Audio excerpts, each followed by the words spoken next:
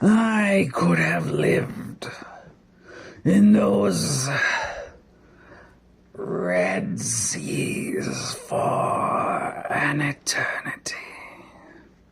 The melancholy that exuded from the walls as the bringer of Red Seas moved into the final act as his story echoed from the walls made of the structure it made like a worn and beaten pet.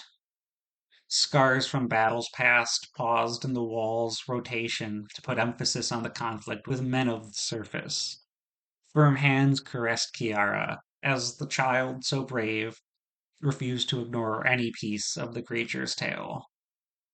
She stared into the pits of the sea beast's wounds with large, sad snow and ashen gray eyes, as mismatched as every other part of her body.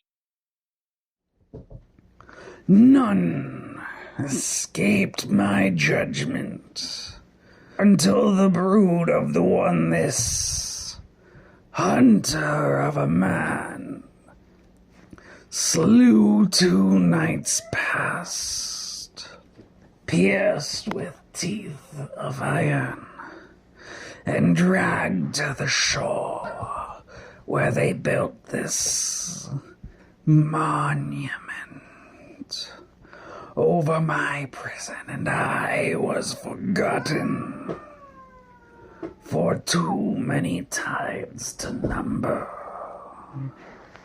A dangerous flickering filled the enclosed room as the lantern finally reached the end of its life, having burned that much brighter through the movements of its wielder. With the sad nature of an animal defeated, the monster big enough to utterly encase Endry and Kiara uncoiled itself to rest behind where it had originally sat, blocking the door in which the pair had entered the room. Not that it would have proven a competent escape. The pounding on the other side of the precipice had begun again in earnest at some point during the narrative.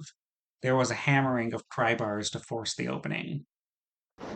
And now I rest, as you see, before you.